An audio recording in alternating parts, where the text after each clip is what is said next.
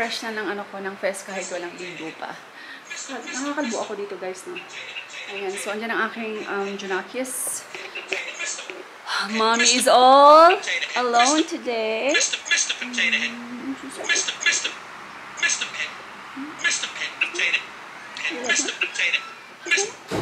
You want snacks? You want lunch? Mommy make you lunch? You want the This is a kiss.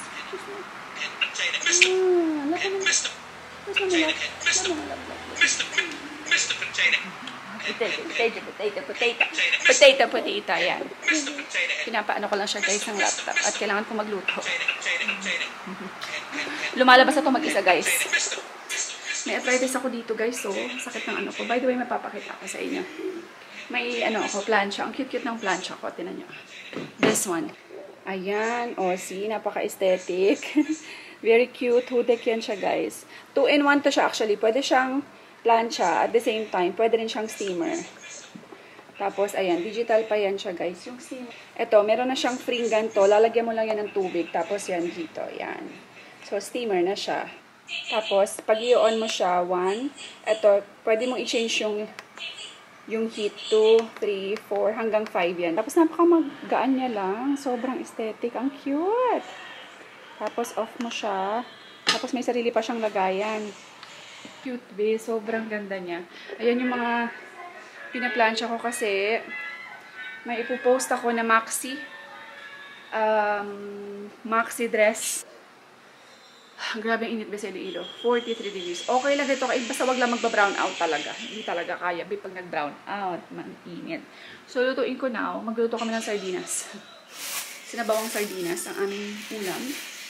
And tapos, sa mga bata, sabawan ng, talbos ng kamote na sinabawan na may kamatis, may sibuyas, may isda.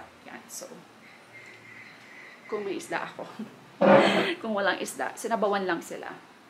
Ginanyan ko yan guys. So, sinara ko yung kurtina kasi mas iba pala yung difference pag may kurtina guys. As in, ako kasi gusto ko talaga yung maliwanag. Gusto ko talaga yung pumapasok yung sunlight sa bahay. Yan talaga ang gusto ko sa bahay. Kahit sa Turkey kami, gusto ko yung mga bahay namin palaging ganyan. Yung napapasukan ng sunlight. Kasi parang feeling ko parang alive yung bahay, di ba? Parang basta buhay. Hindi boring. Pero nang sa sobrang init, ang laki ng difference. Nung sinara ko yung kurtina, medyo lumamig yung buong kusina. Kasi mainit sa kusina, diba?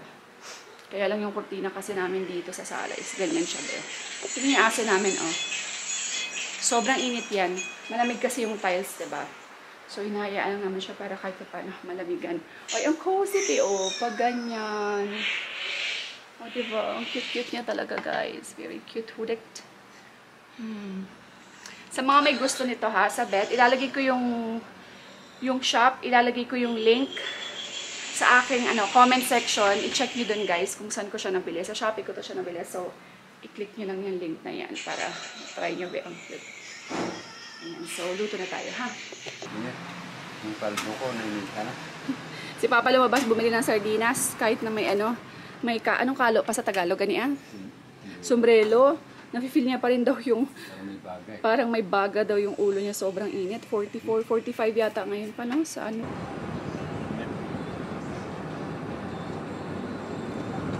Ang bait ng anak ko. Yeah. Diba? Ganyan lang yan siya, guys. Ito lang naman kami kasi sa Robinson, sa labas. Sa labas lang ng aming village, malapit lang siya. As in, sobrang lapit lang. Mga 2 minutes drive lang, ganyan. Kasi, mapagupitan namin to guys. Alam nyo ba? Tinry actually pagupitan ni Alp. Na si Alp lang, hindi ako kasama dito sa may barbero dito. Sobrang hirap na guys. As in, ito talaga yung struggle namin. So, today, sabi ko, sige, sama na lang ako. I-try natin sa Rob. So, ito-try namin dyan sa labas. Kung kaya namin siyang pagupitan. Kasi talagang, ayaw niya talaga kasing hinahawakan yung buhok niya. Ayaw niyang hinahawakan yung buhok niya guys. So, good luck sa amin. A few moments later. Brush lang, Aussie. Oh, okay.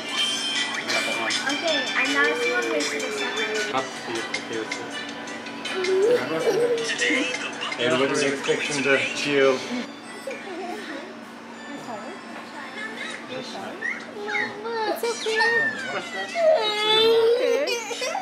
It's okay.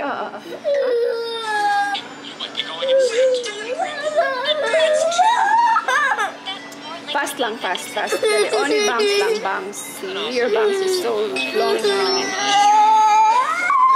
See, mommy brush. Yeah.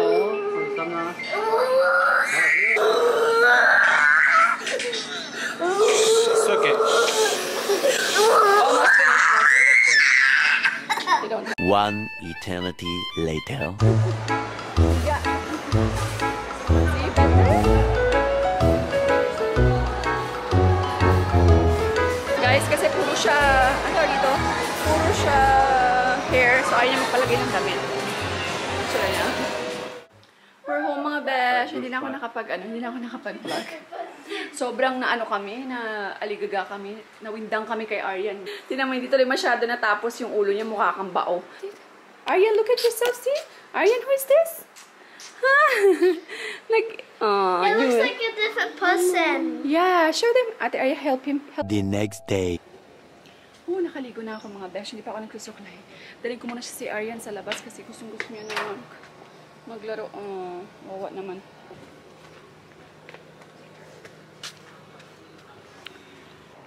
Ayan, dito yung ano niya guys. Yung lugar ng laruan niya. Careful.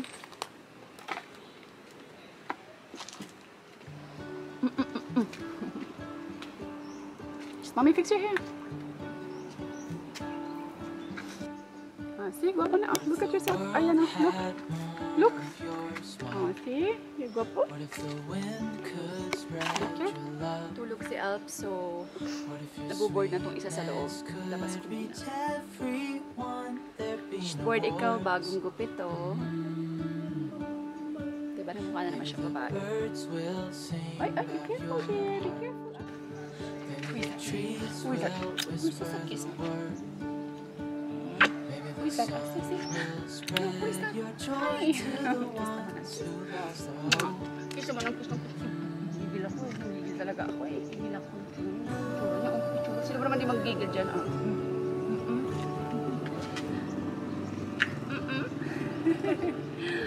Ayan, where's your nose? Show your nose. You're so cute, right? You're so cute. Pati ikaw nang gigil sa, ano mo? Sa self mo, you're so cute.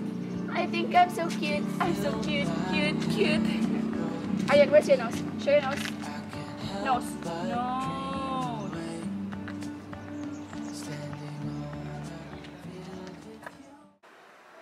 Guys, sa sobrang busy, hindi na ako nakapag-vlog. Dito, hulog ng bahay. Tutulog na si Aryan kasi ano tawag dito, alas 8 na, na-late siya. Dapat mga 7:30 tulog na yan siya. Night na, oh. See, bango-bango niya na. Oh, fresh na ika. Are you fresh? I know. Show them where's your eyes. Say eyes. Can you tell them? Eyes. Oh, so. Say eyes. Where's your nose? Show them. Nose. Mouth. Nakakasabi na siya ng mouth, guys. Mouth. Okay, go up na, daddy. Mouth. Go to daddy. Ayan. Kiss them. Ay, siya, slowly naman. You're hurting yourself. Ay. Ang sarap na mag-ano. Sarap na kayong kausapin. Ganyan dito. Ayan. Ganda niya na, guys. No? Meron akong for Turkish coffee. French press. Tsaka ano, for brewed coffee. Ayan. Let's go. Ito kay Aryan sa gabi. So, let's go. Wala pa si Papa. Time check. It's 8. Dapat si Papa, darating yan siya mga 8:30. Alam yung gulo pa, oh. Ayan. Pagpatulog ko kay Aryan, gising pa ako at tatayo pa ako at ayusin ko yung sala.